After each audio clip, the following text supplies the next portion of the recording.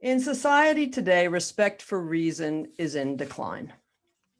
Our descent over the past several years to name calling and fist throwing in the place of rational discussion has been widely lamented, as even mainstream commentators observe that truth has been balkanized and reality is a refugee.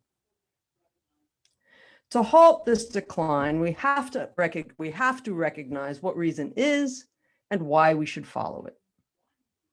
Toward that end, I'm chipping in by calling attention this afternoon to numerous ways in which we disparage reason without even noticing it.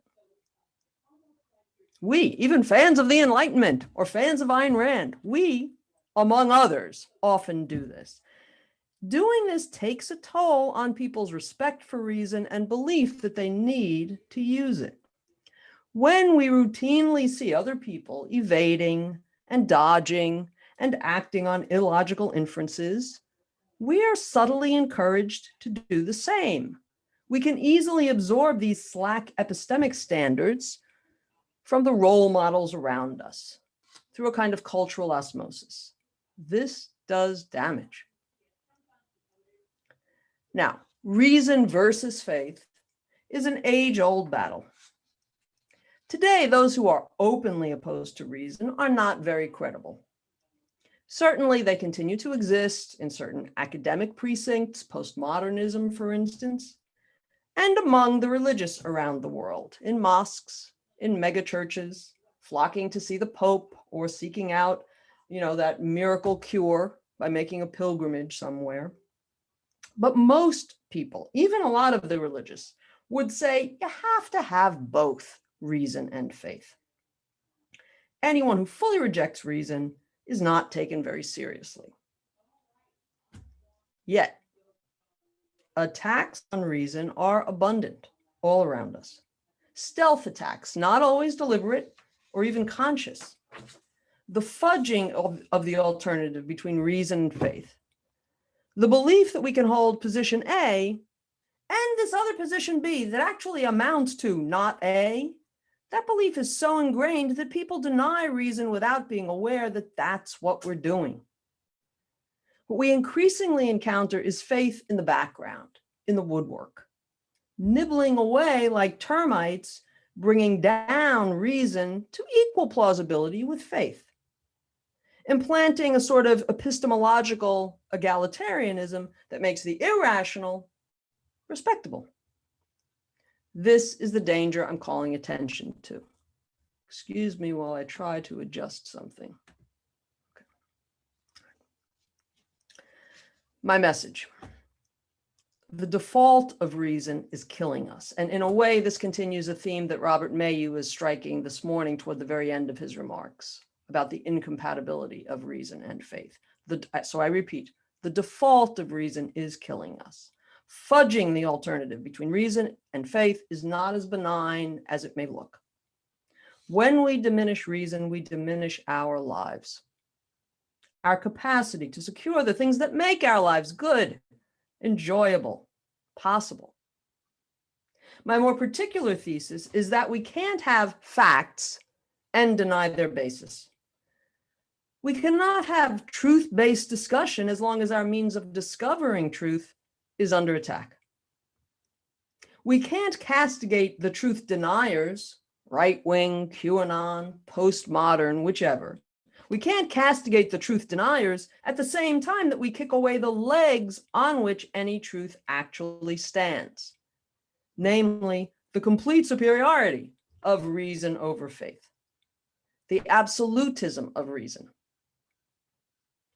So I hope you've now got the handout.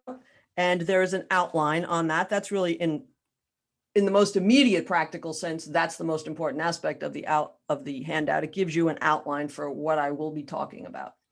The handout also contains a number of passages, some from objectivism, some from other figures, as well as some essentials on key concepts, but I won't make reference to most of it during the talk. I strongly recommend, if you're interested in this subject, that you do read it all through later, okay? But for the outline, I'm basically going to begin by setting the table with some quick vocabulary concepts we'll be using. I'll then canvass several examples of faith in the woodwork. I will then, in part 4, briefly address why reason is the superior method. And finally, for much of the talk, engage with the prevalent response to the reason-faith alternative, namely the fudge. Okay, that's part 5, I think, yeah. Okay. So a few words first, then in part 2, about our terms, key concepts. I'm going to use faith and mysticism interchangeably and reason and logic interchangeably. For our purposes today, good enough, okay? Faith. By faith, I mean belief in the absence of evidence. Quoting Ayn Rand, reason, so to switch to reason is the faculty that identifies and integrates the material provided by man's senses. According to Dr. Peikoff, the elements of reasoning are the senses, concepts, logic. And again, some of these are on the handout for later reference. But again, Peikoff, the elements of reasoning are essentially the senses, concepts, logic.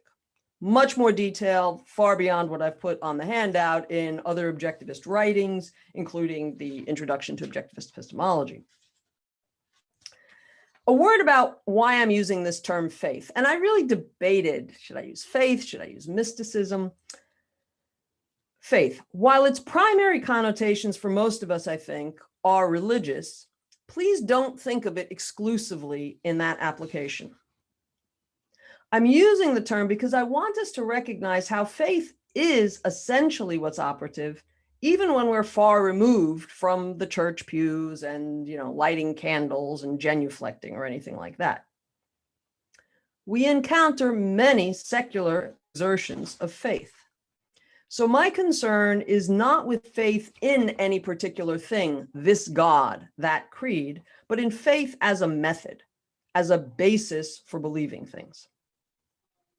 And to get the central character of faith, let me quote several of its advocates. And again, these and many others are on the handout. St. Paul, faith is the assurance of things hoped for, the conviction of things not seen. To hell with the senses. Tertullian, an early church father, it is by all means to be believed because it is absurd. To hell with logic. St. Augustine, the authority of Scripture is greater than all human ingenuity.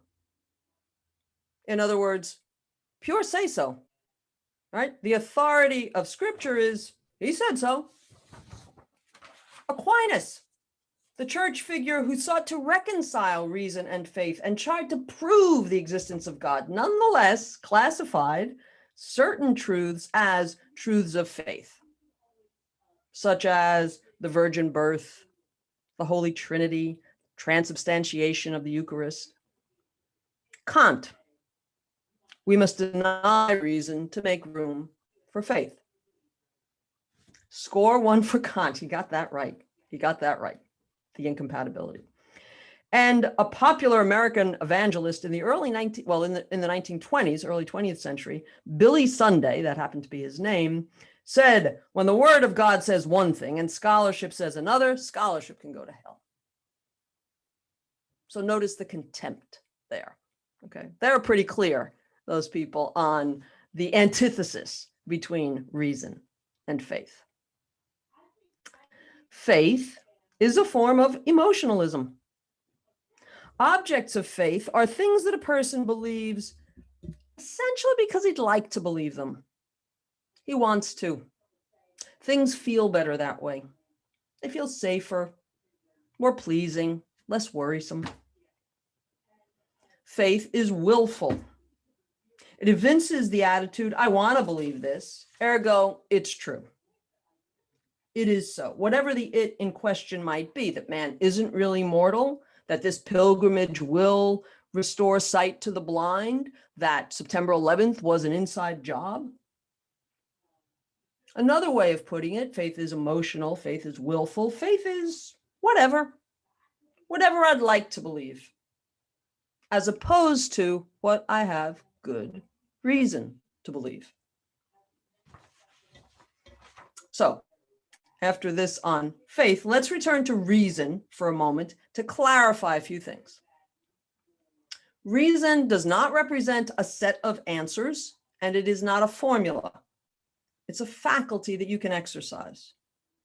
Reasoning, the verb, the activity, it is an activity that you can engage in or not. To respect reason is to deliberately follow its guidance so that your thinking adheres to evidence and logical inference. And further note, when I refer to following reason here, to follow reason is not merely to glance at some facts, like glancing at what's in the shop windows as you pass by. It's not a matter of sprinkling a few facts over the surface of your thinking to create a certain atmosphere or aura. It's not like mood music. Rather, if you follow reason, then facts and logic are your guide. They are what steer you to think further in this direction and to not pursue that one. They govern what you do with your mind. Final clarification, using reason doesn't make you infallible. Even when people use it conscientiously, we still make mistakes sometimes, right? Yet reason is the mental method dedicated to finding out the way things are. That's the only way we'll discover when we've made a mistake, by using reason. Reason is reality tracking. Reality tracking, that's what it aims to do, and that's what its method helps us to do. So that's the basic contrast between faith and reason. Okay.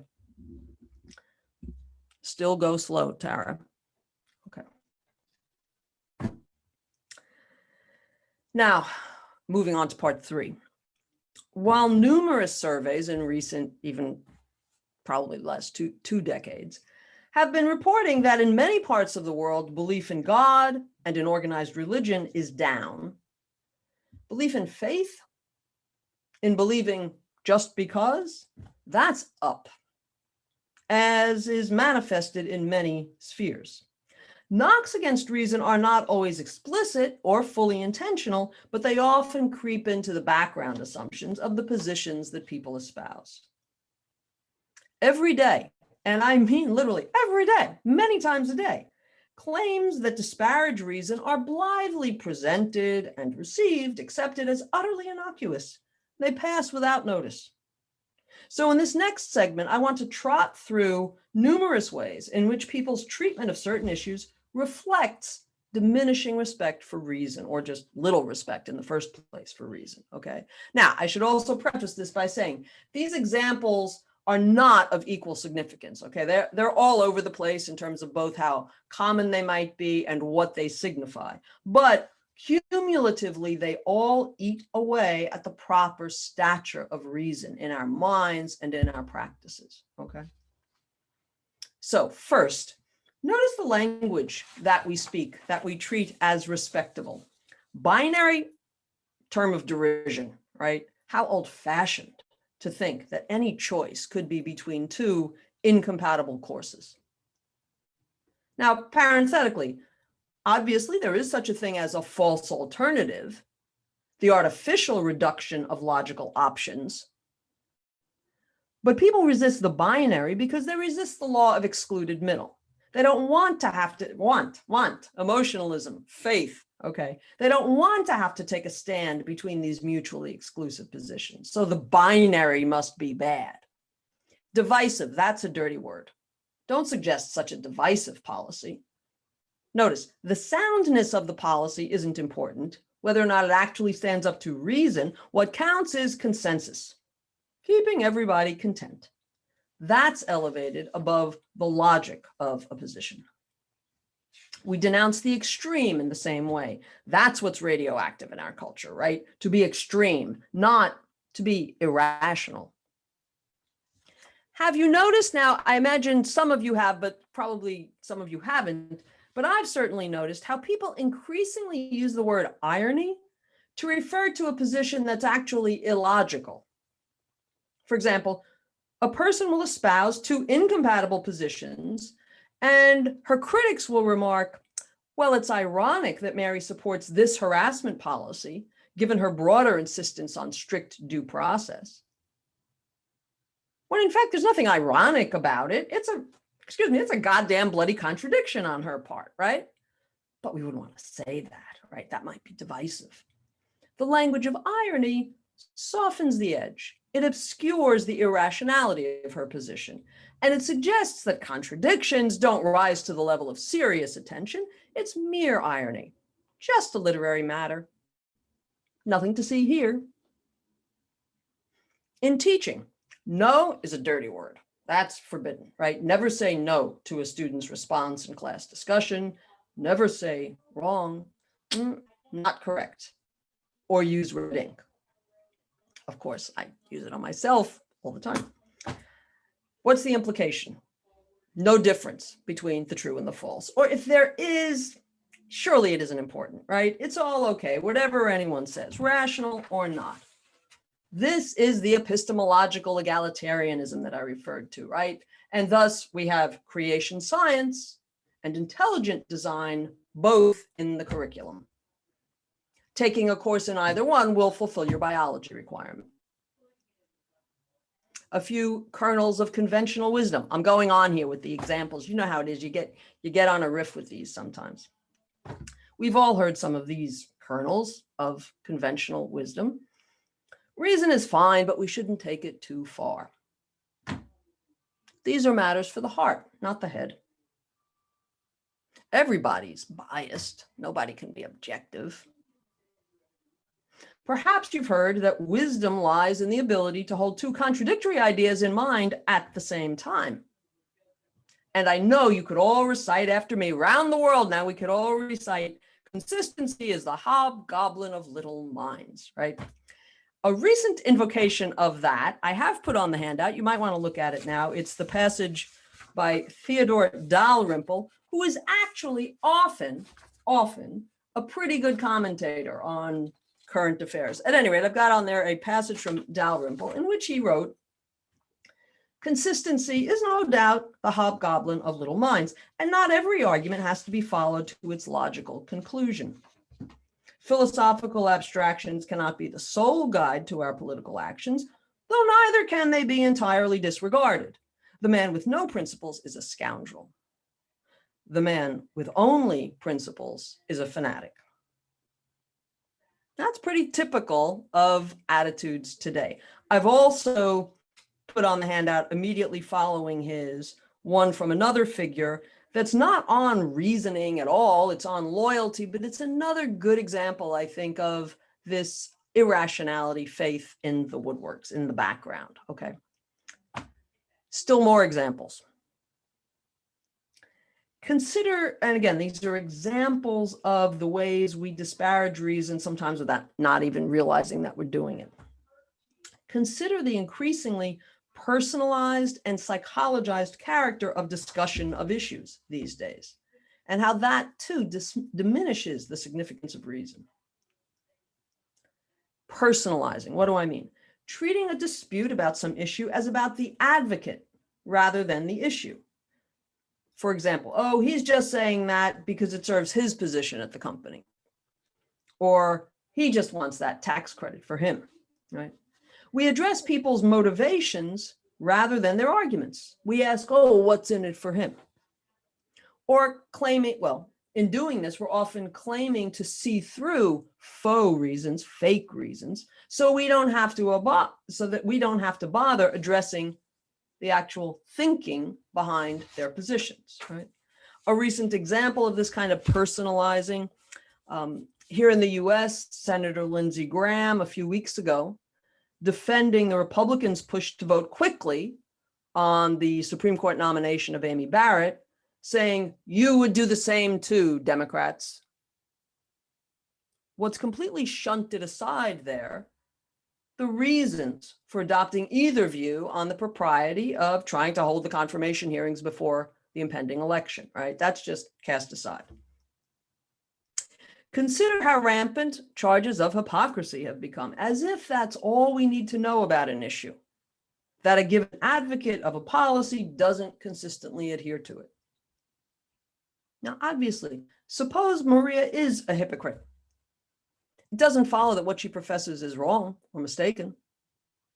But we don't even get to that. We just, we personalize and enough said, we think.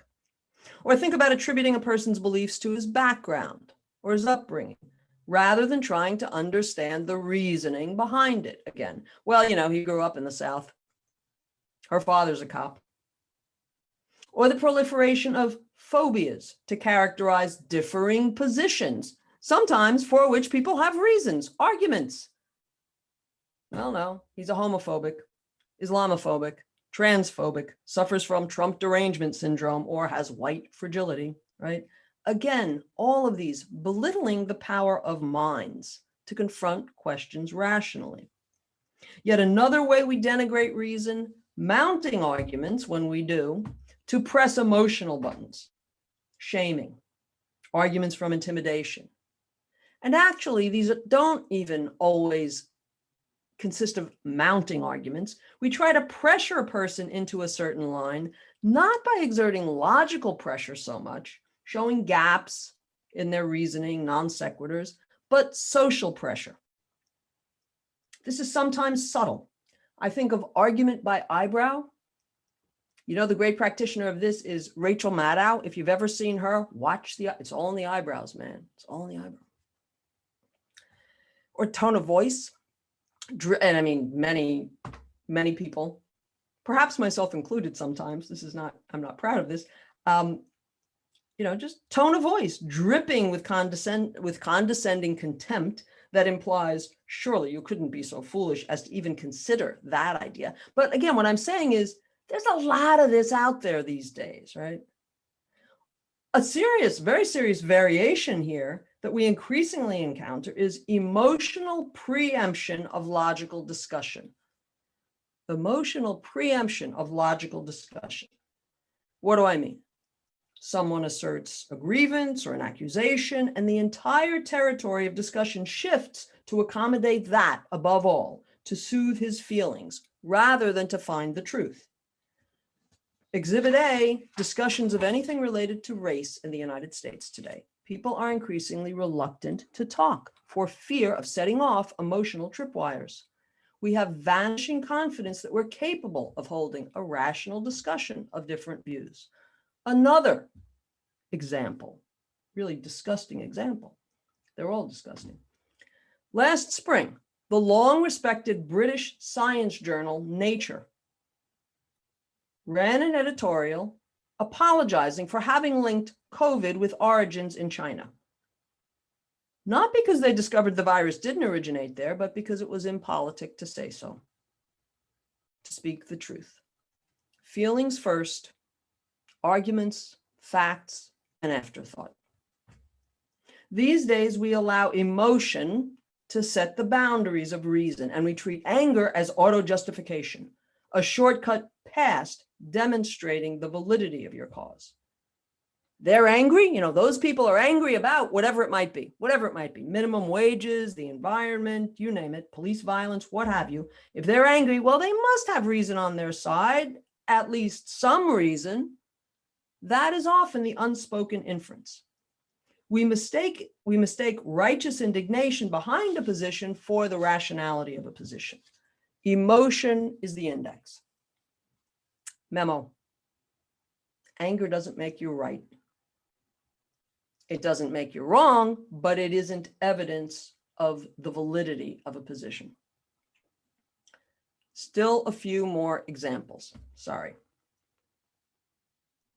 But again, I want you to get how prevalent these often unwitting denigrations of reason are and how they creep into our ways of thinking and proceeding. Think about cognitive biases, which I'm sure many of you have read about somewhere or other in the last 20 years. We have a plethora of reports telling us that even when we think we're proceeding rationally, we are really subject to all sorts of reason-busting traps. Negativity bias, recency bias, availability bias, anchoring, bundling, loss aversion, confirmation bias, Optimism bias was on one list I read, but don't be encouraged. There's also such a thing as pessimism bias. It's enough to make you wonder, it's enough to make you wonder what to think or whether to think. It seems like you should just flip a coin, right? And that's the implication. Thinking, reasoning isn't worth the effort. Even when we try to be rational, we're doomed by these inbuilt distortions. You're a sucker if you try to reason. A particular lowlight, and this is my last example, and I do consider it a real ominous lowlight in these annals, came in a piece I read in the New York Times just a few months after he was inaugurated, within the first 3 or 4 months. And it was a Times piece on Trump's fabrications, criticizing them because they didn't conform to, quote, consensus facts. Now that term really arrested my attention. Why qualify facts? Why that modifier, consensus facts? Note the implication. What validates a claim is evidently people's agreement, right? Consensus. If enough people say that something is so, it is. Then we can treat it as a fact. This is the rejection of reason, right? It's the primacy of consciousness, which Dr. Ankar spoke a little bit about yesterday in his keynote address, right? It's primacy of consciousness. It's the idea that agreement makes a fact. That socializes knowledge, right? Rand derided social metaphysics. This is social epistemology. The author of the article in the Times, in trying to defend real facts from Trumpian fables, he was working from the same playbook, right? He replaces reason as the ground for assertion with counting heads. If enough people believe this, it must be so. If the head count changes, evidently the truth changes. Again, this from an author who was criticizing the alternative facts crowd. He was trying to be on the right side of truth. This is where we stand today. What this sorry parade displays is the rising tide of faith and the quiet drowning of reason, our increasing reliance on the non-rational to lead our lives. The Enlightenment had the solution in essence. We have lost our way, in part for reasons that have been well illustrated by some of our earlier speakers. But objectivism can help us reclaim it and the path forward. So next, let me speak a little bit in part 4, just briefly, about the superiority of reason. Why is reason the better way? Why be rational? Now, obviously, this is a major subject in itself. I'm just going to highlight a few of the foundations. Why be rational? Because reason points you to facts, to what is so, and to what you need to know to act constructively, to solve problems, to make life better. The reward for following reason is understanding reality. Understanding reality, that's the reward. Caring about reason means caring about knowledge, about gaining an accurate understanding of the world around you. Reason is our primary reality tracker, fact finder, truth hunter. In essence, the reason to care about reason is that you want to know the way things are. What's what? From another angle, you can say the reason to take reason seriously is the primacy of existence. Thinking doesn't make things so. What things are is impervious to human beings' beliefs or wishes or votes. If I have a tumor, if I have a huge credit card debt, if my husband is cheating on me, it is what it is. As a consequence, we must think rationally in order to come to know what's what and what we have to work with or what we must battle against in order to make our way successful. Here again, let's be clear about what reason does not offer. It doesn't make you infallible, as I said earlier, right? It's people who use reason, and we make mistakes sometimes, even when we're trying to follow reason. We overlook something pertinent, we draw a hasty generalization, we fail to grasp a logical connection. But don't knock reason for the errors that individuals sometimes make when using it. Reasoning is the only way to identify such errors and correct them and build knowledge of reality. Also, just to be clear, I'm not saying or implying that if only we were all rational, we would instantly reach the same conclusions on all issues and all of our differences would dissolve.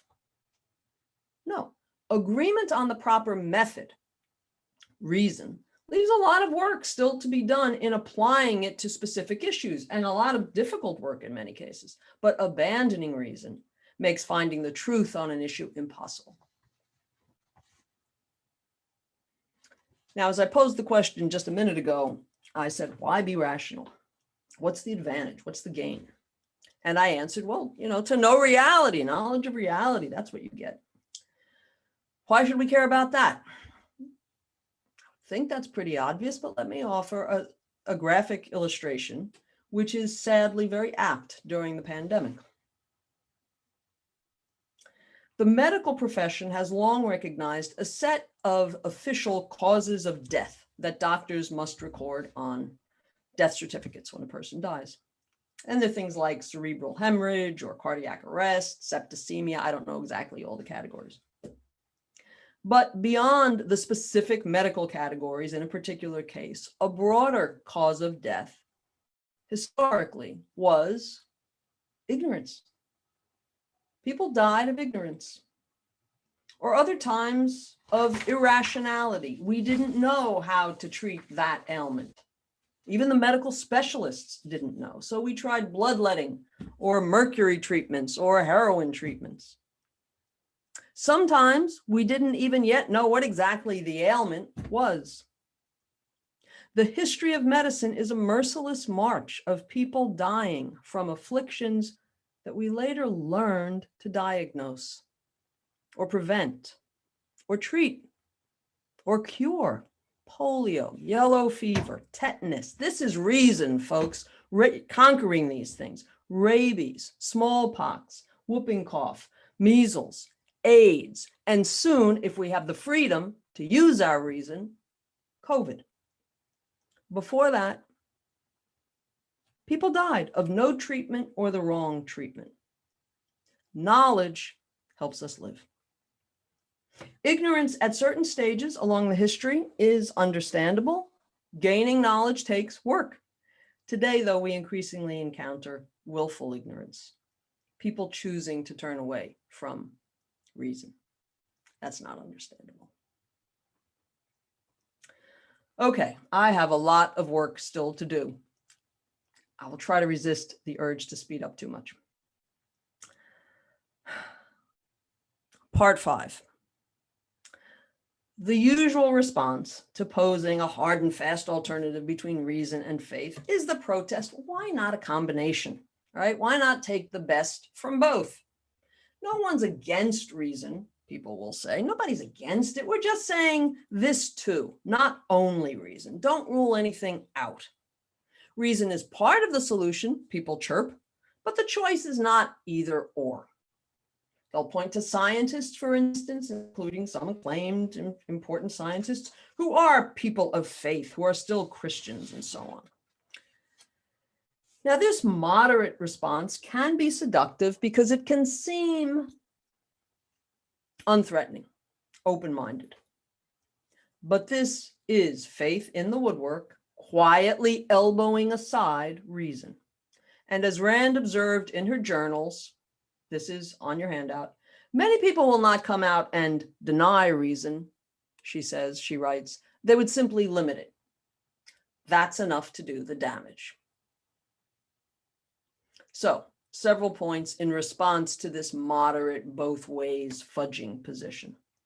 The problem with this response is that it fudges the difference between reason and faith.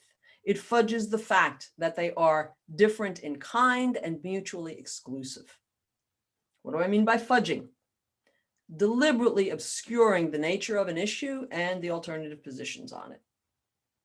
When you fudge, you make a question fuzzy, or you leave it fuzzy, not exerting the effort to sift essentials from peripherals, okay? It's a type of evasion. One way to see how this middle moderate position doesn't work is to consider today's enlightened who deny objectivity. They're exasperated by the alternative facts crowd, but then they turn around to insist, of course, no one can be objective, thereby conceding the premise of the alternative facts view. If no objectivity is possible, then how can they deny the validity of purportedly alternative facts? This is a blue ribbon case of wanting their cake and to eat it too, right? They're trying to deny alternative facts and to deny objectivity, the basis on which we're able to distinguish actual fact from arbitrary assertion. Without these moderates ever declaring faith, not reason, right? They don't come out and say that. Their fudging on reason invites the alternative facts crowd to propagate their tales. When you deny objectivity and you deny thereby that we can sort true from false, you encourage assertion of the maybes, the arbitraries, and you can't say no to any ideas. In other words, the sophisticates who dismiss objectivity are themselves alternative factors of the first order. They're champions in that campaign. And those they look down upon, those alternative factors, they're simply troops following their lead. Oh, no objectivity, you say? Righto, then Obama wasn't born here, and hydroxychloroquine can cure COVID, and Trump's inaugural had 8 million people at it. Sure, whatever. When you soften reason, when you moderate it, that's what you get. There's an excellent passage on the handout you should look at later involving Francisco. It's lines of dialogue that were cut from Atlas. Look at that later, folks. It's great. 3C, moving right along. Knowledge does not abide two agendas. If a person in his thinking about some issue is attempting to serve two agendas, being logical and being likable, the second will undercut the first. That which is likable and that which logic dictates about an issue can diverge. On certain issues, they usually do diverge. Consider objectivists, the objectivist stance on egoism, or the morality of money or capitalism. A person must make up his mind about which will govern his thinking on a given issue. Am I trying to figure out what position really is logical here? What the evidence shows? Or am I trying to do that and at the same time not alienate those friends? Many of us, at least sometimes, I think, fall into doing the latter. Now, it's not that we consciously think, reason be damned, I just want to be loved. But we sometimes curb our logic on an issue by considerations like, oh my God, but if they hear me say that, they'll think I'm a Neanderthal. If they hear me agreeing with him, they'll think I've really lost it. And here, I think what's relevant are not only concerns about what other people might think of what you say or what you are entertaining, right? Sometimes you're worried about your own reaction. Sometimes, maybe you've had this experience, I have. You hear your internal reasoning starting to walk down a certain lane, you begin to see the implications, and you pull back, you choke the reins on that horse. It's as if you don't even want to hear yourself going in a certain direction, having certain ideas. That's the kind of, that's part of the kind of worry that I want us to recognize. A standard of likability, whether it's, will this go over with others? Does this go over with me? Hey, likability is an emotionalist standard. It allows the feeling of fitting in or maintaining a comfortable image, even a self-image, to override your use of logic.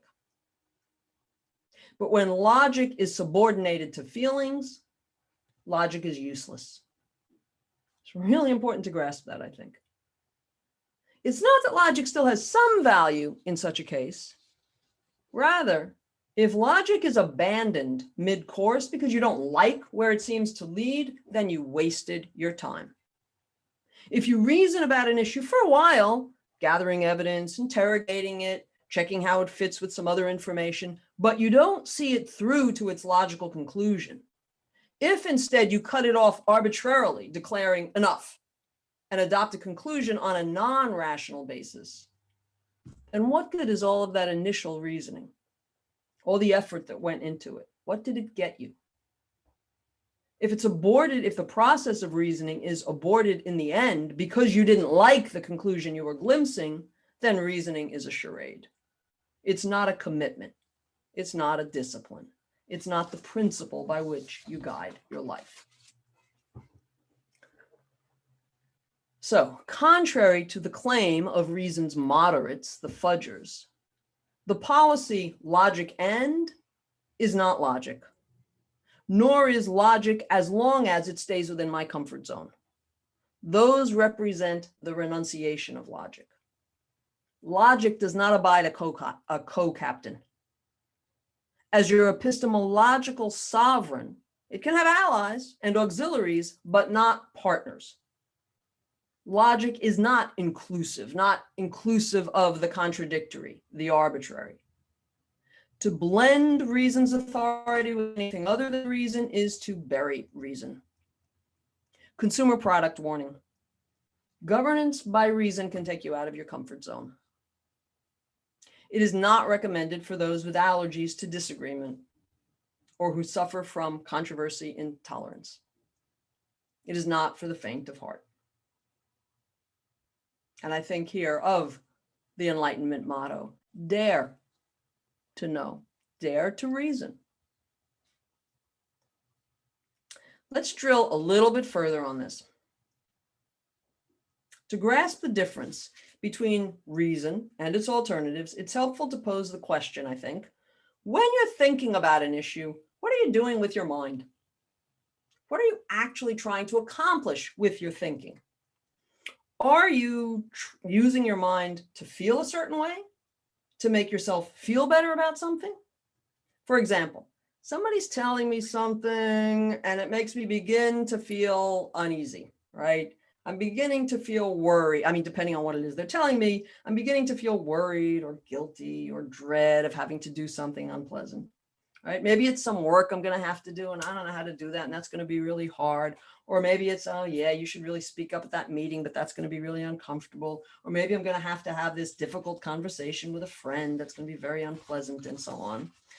The point is, you're becoming aware of something disagreeable. Okay, the question at that stage is, given this mental disturbance, what should your mind's primary goal be? To begin to figure out, well, what's true here and what should I do? Or to make that bad feeling go away? Should you use your mind to feel better or to know more? Is the mind an irritant to be soothed? As soon as it's agitated, apply palliative care with thinking to serve as a painkiller, right? Or a calmer to reduce the inflammation, numb the pain, lessen the upset? Or is thinking for the sake of discovering? Is reason the tool that you use to figure things out, to figure out what's what on an issue? Being rational means using your mind to know things, because that's the way we need to use it to sustain our lives. Reason is our fundamental means of cognition, not of emotional tuning. So to wrap up part 5. The fudging of reason and faith can be seductive because it seems harmless, even animated by benevolence often, or the wish for everybody to get along. The banality of evasion. It looks so innocent, but it is destructive. It's destructive of knowledge and of everything we build on knowledge. It's destructive because existence exists.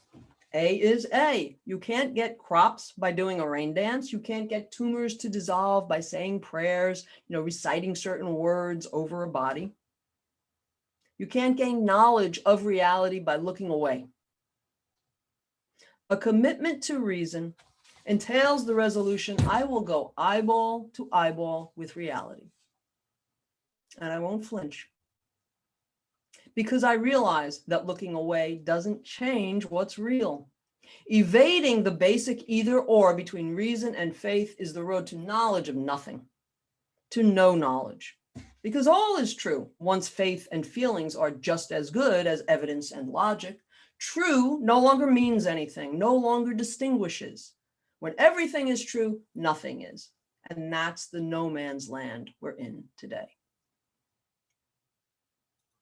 Okay. A few words in conclusion. The Enlightenment posed a stark alternative, namely reason versus faith. But we don't like stark alternatives, right? Today, we tend not to think about our alternatives in those terms. And in fact, in practice, most people aren't consistent practitioners of either reason or faith. They're rational in some areas. They try to be rational for some decisions, not so much in others. You know, it's a grab bag. Yet, however we frame what it is we're doing, the effects of these two modes are not the same. I'm sorry. Yeah, however we frame it, the effects are the same in that the effects are what they are. Even if people don't consciously spurn reason and embrace faith, whenever a person departs from reason's guardrails, deliberately or inadvertently, he's flying blind. He's bypassing the considerations that he needs to pay attention to in order to know the world. When you aren't going by reason, it's as foolish and self-defeating as asserting something on the basis of faith. Wishful thinking is every bit as idiotic as wishful driving, right? When you're on the road, you look, you check your mirrors, you even turn your head, you try to find out what's what. Reason is an absolute, as Ayn Rand recognized, taught me. Which means that the lesson from reason is an absolute. What's that to me? It means we must be purists in our practice of it. Fudging the difference between faith and reason seems no big deal. Oh, it's just ideas, it's just what people believe. It doesn't matter until the body bags are piling up outside the hospitals, overwhelmed by COVID, because the government officials didn't pay attention to the evidence of a serious disease and what that implied for appropriate preparations. Until measles kills children who weren't vaccinated because their parents prayed instead. Where we cheat on reason, suffering follows. It won't always be that conspicuous or severe in the moment, but human beings cannot flourish by ignoring reality, by pretending that it is other than it is. If you love life, love reason. Because reason is the way to know life, to understand the world around us, what we can do, and what we should do to thrive. And here I want to bring us back to the Enlightenment and the spirit of the Enlightenment thinkers. Purely by chance, about a month and a half ago, I read, I wasn't reading for this lecture or anything related to this lecture, but I read that Goethe, the German Enlightenment novelist, playwright, poet, he made it onto Ankar's chart. He was the last figure listed, right? Goethe, known as a great literary figure, right? Novelist and so on. What I read, and I didn't know this, he also wrote treatises on botany, anatomy, color. He was fascinated and studied geology, minerals, microscopic organisms. He was fascinated by clouds and light, wrote essays on optics, physiology, atmospheric mists. Who knew? It's like, wow, what do you know? This is what you get when you read. It's wonderful. You know, I knew he was a literary figure, and I think I had vaguely heard he was something of a statesman too. But this, reading about good old Goethe, reminded me quite naturally of other Enlightenment figures who were similarly intent on studying a great range of areas of human life in depth, studying them in depth, not just, oh, you know, I get a magazine and I read a few topical things on it. And you think of some of the Americans who are known for this, such as Ben Franklin, Thomas Jefferson, but so many of these figures. What inspired them, I thought, you know, this outpouring of interest, their ranging curiosity to learn, to acquire specimens and really study the differences and similarities in depth. And I thought, call me a romantic, but I thought it's as if they were falling in love with the universe. Freed from some of previous eras, from many of the previous eras' restrictions, the restrictions of much darker ages, They were eager to know everything about the universe, its outer reaches, astronomy, its inner depths. It's as if they were fascinated. They were smitten, like when you fall in love with somebody and you just want to know absolutely everything about that person. They were in love with living. And they learned that if you do love living, reason is your passkey. It unlocks the gates to understanding. Or maybe I should vary the metaphor. Reason is what enlightens. It's what enables you to know and to master. So I'll say again, if you love life, love reason. And insist on it from others and from yourself. Okay, that's it.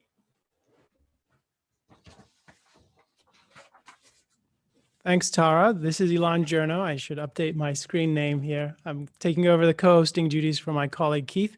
Thanks for that presentation. We're going to be joined for the question period by Robert Mayhew. Robert, are you with us? I am. Can you hear me? Yes, I can hear you well. Good.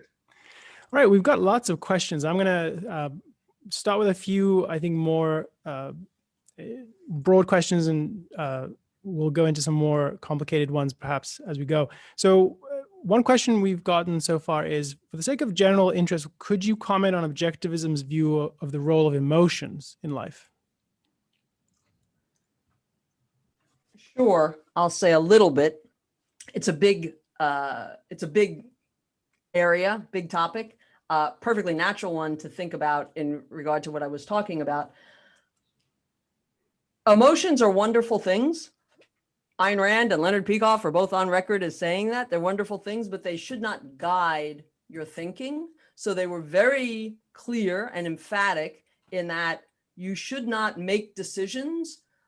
You should not try to draw conclusions about what is so in the external world on the basis of your feelings or emotions. You shouldn't make decisions simply on the basis of emotions, but that's in no way to denigrate emotions. Life would be no fun without them, but it's simply to respect a certain division of labor, you might say, in how you think about things and not giving them an outsized place or an inappropriate place. They're not reliable means of finding out what's true in the world. Now, for certain kinds of decisions or choices that you have, the fact that you like something more, or I have more fun when Ilan is at the party than certain other people. Well, that's a legitimate, that's an emotional response that I have. That's legitimate to pay attention to if I'm just putting together a Christmas party or something like that. Okay. So that's just, a little bit as a way into a much bigger subject. So I certainly appreciate it. It's a good question. Robert, I don't know, you might want to. I agree with that. And I would only add that, the statement Ayn Rand makes that emotions are not tools of cognition. It's when you replace reason with emotion. And that is precisely what faith does. Faith isn't the only way of doing that. Some people aren't people of faith, but they're whim worshipers or what have you of other sorts. Yeah. But what faith does, as I try to put in my lecture, is it sanctifies it somehow. You put a special word where, we're allowed to act on whim because it's, part of this tradition or it's, there's got a book behind it or whatever, a sacred text. But that's, I would add that. But certainly the idea, it's not reason or emotion. That's not the contrast. You're going to have a rich, if you live a rational life based on reason in an appropriate way, you're going to have, this, you will live an emotional way that's quite rich. Sorry. Think of the passion of Ayn Rand's heroes. Think of the passion of Ayn Rand herself.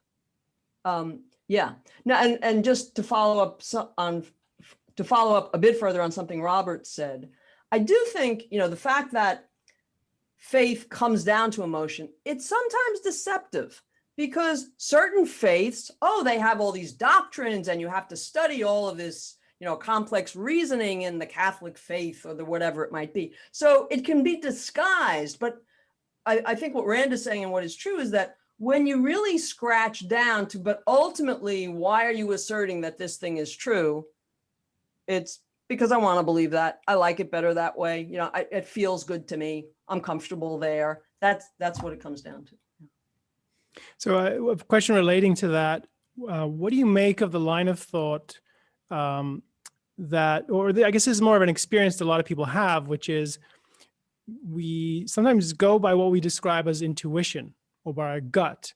And it seems like sometimes that it does work and sometimes it doesn't, but how do you think about that? And are there cases when that's faith and are there cases when it's reason, or how do you disentangle that issue? Good question again. Good question. I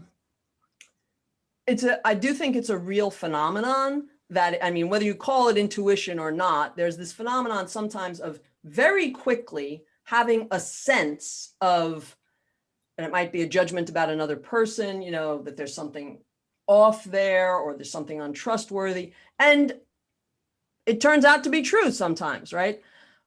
What I think is going on there is incredibly fast subconscious processing, as well as, the more integrated a person is in his ideas, his beliefs, his rational conclusions, and his emotions, the more likely he is to also feel certain ways in response to certain intellectual conclusions that we sometimes reach, or if not fully reach a conclusion, where we can process evidence that's coming in very quickly sometimes, more so in areas where we have a lot of previous experience.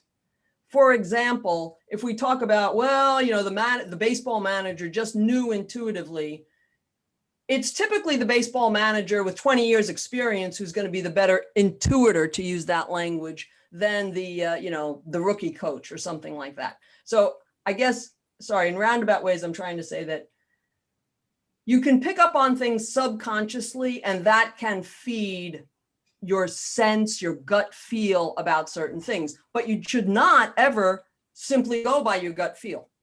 Why am I feeling that way? Why do I have this reaction that there's something shady about that guy? And then I've got to really subject that to some logical, well, do I have good reason there? What is it? And so on.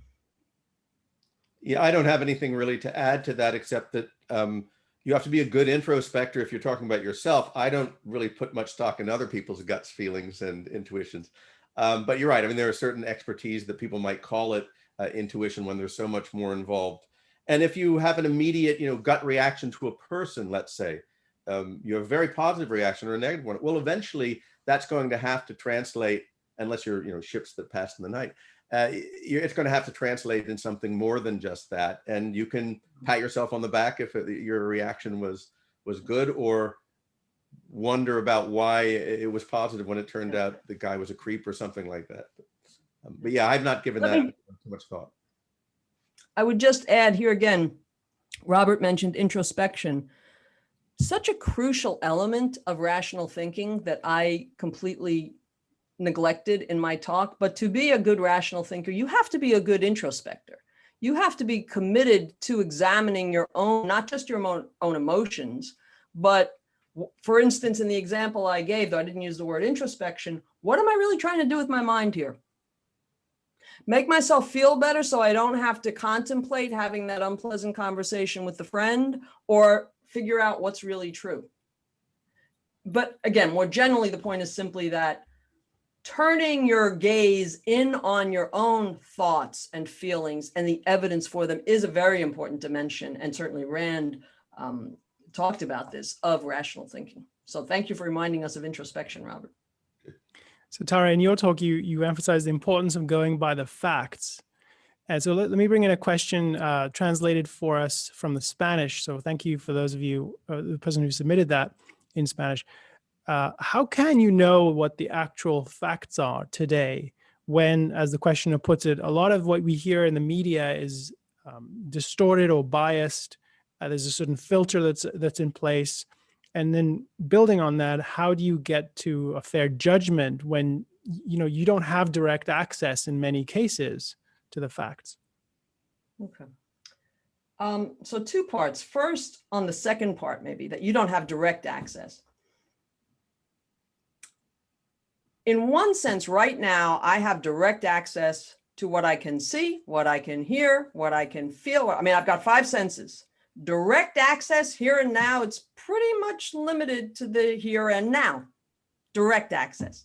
But what it is to be a rational being, a conceptual being, what concepts represent is a level and levels of knowledge beyond the immediately present.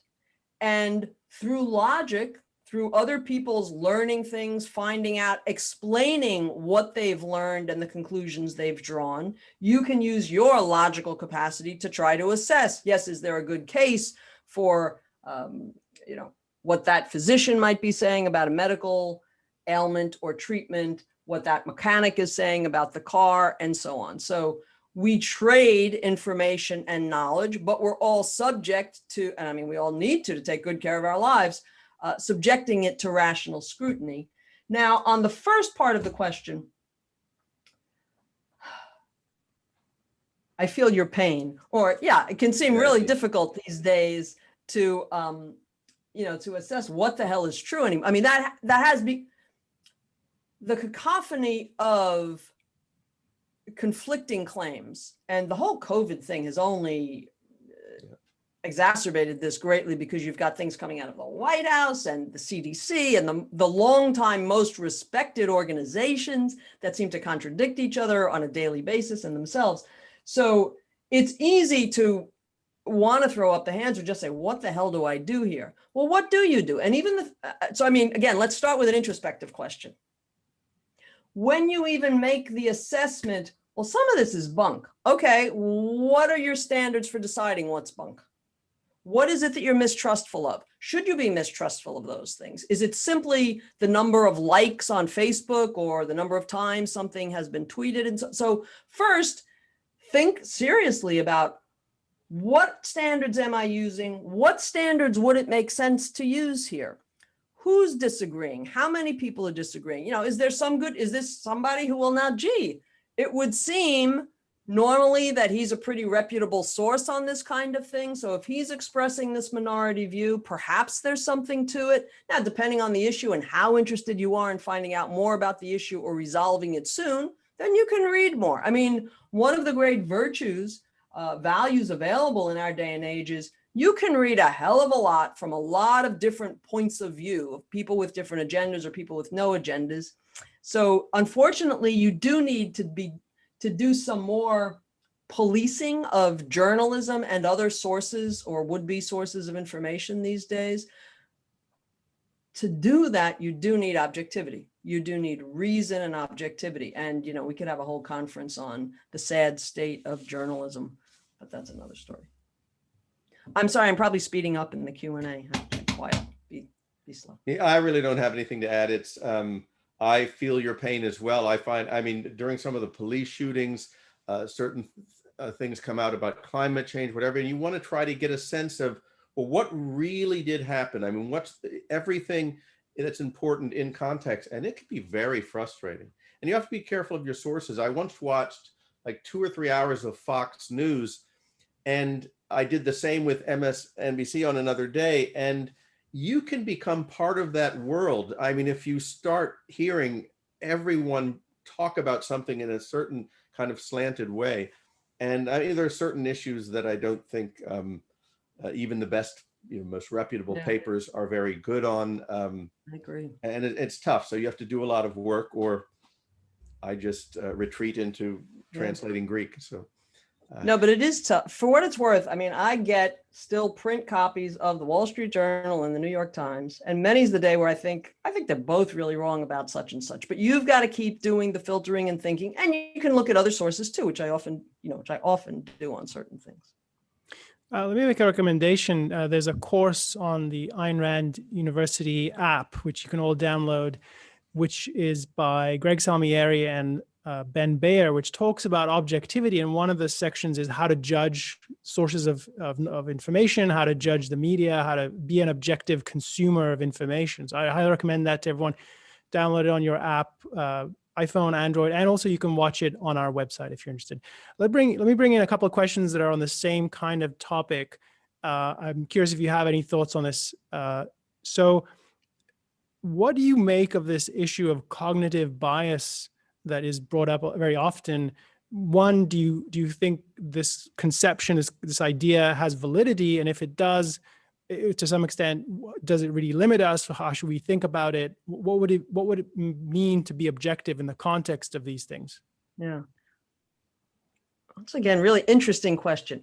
All I know about cognitive biases is what I've read in a number of more popular oriented articles on it and a couple of books on it.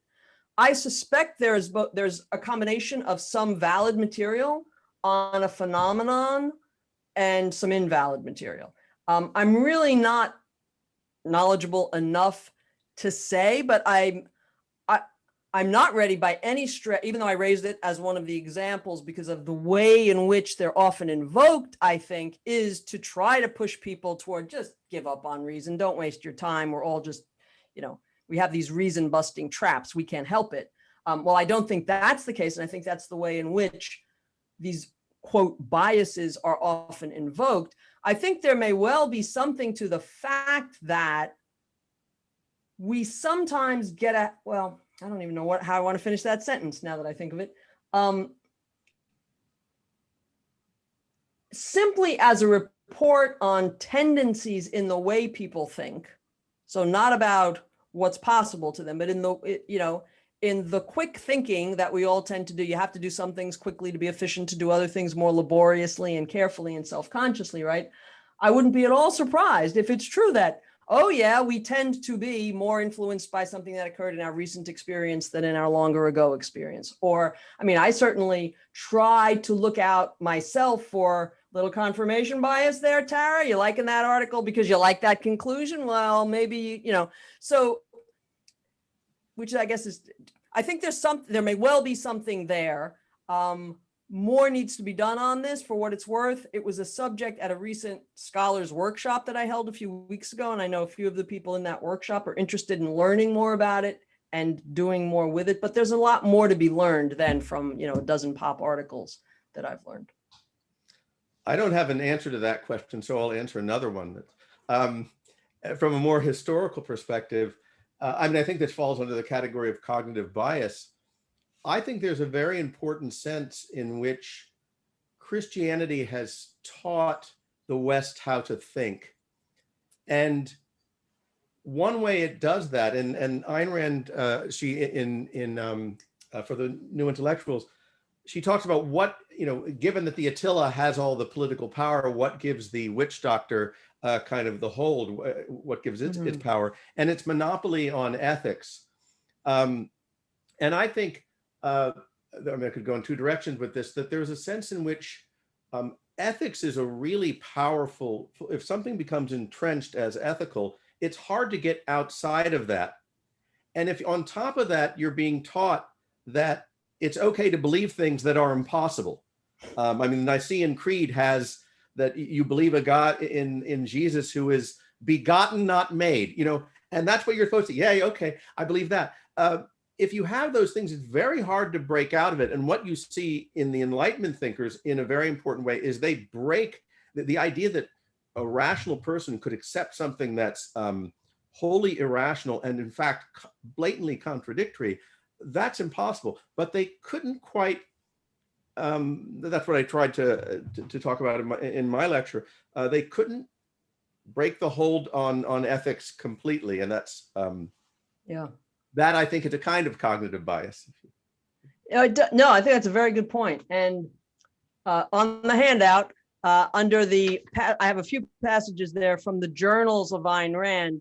The penultimate one of those you should look at later. It's long, but she talks about what it means to believe something and how the belief in God, and I was raised to believe that, and Jesus walked on water.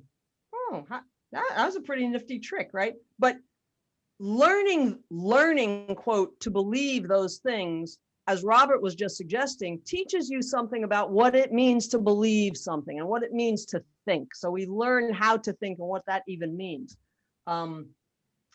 Yeah, that's a rich area. And that's one of my favorite passages from the journal, where she says, in effect, people don't really believe in God because that's impossible. There's no content to it that you could cognitively say that's my belief. What they what they in fact do is not believe in reality. And there's a sense in which you can believe any, because there's no reality as an obstacle to it.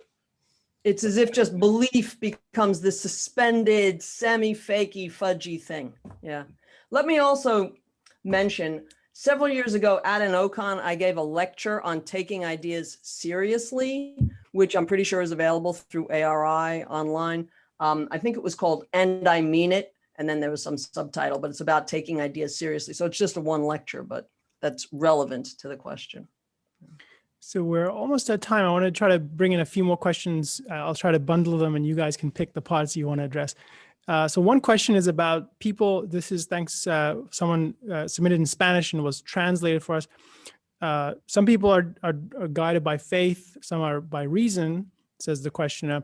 Why do you think this is? Could there be a genetic component to this? Is there something that attracts some people to reason versus others to faith?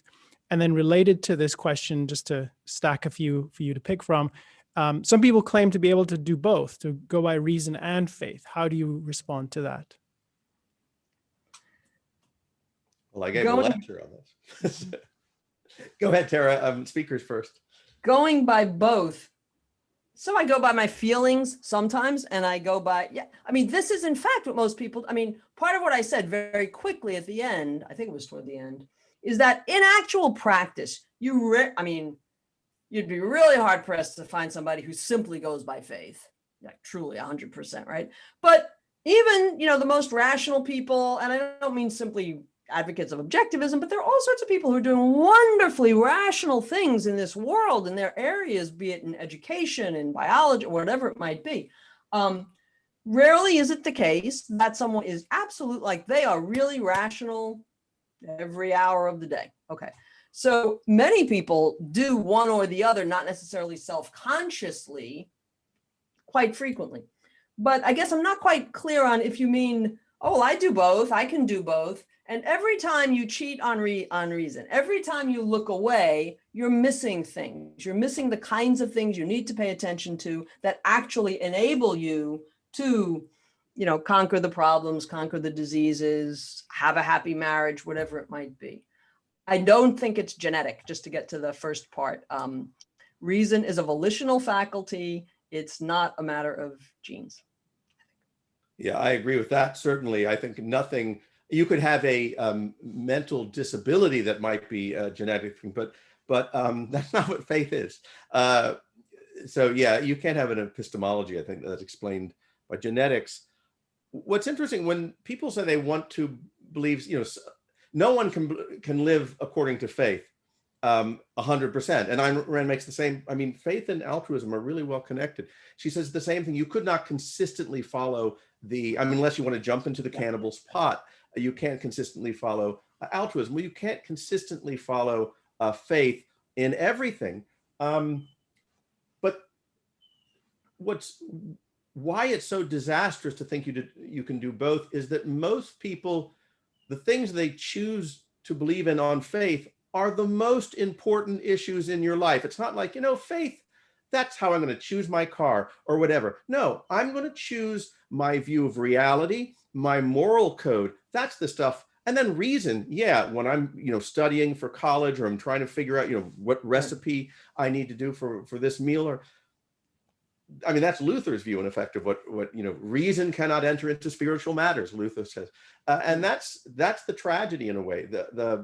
You have this marvelous faculty, and you're preventing it from entering into precisely that realm where it's needed most of all, and for other reasons as well. I mean, the whole the point I made about, you know, the point Ayn Rand made about it being a short circuit that destroys your mind. You can't have a rational approach, a rational integrated set of beliefs. I mean, one of the beliefs, you know, some of the beliefs might be mistaken, but they're self-correcting if you're consistent.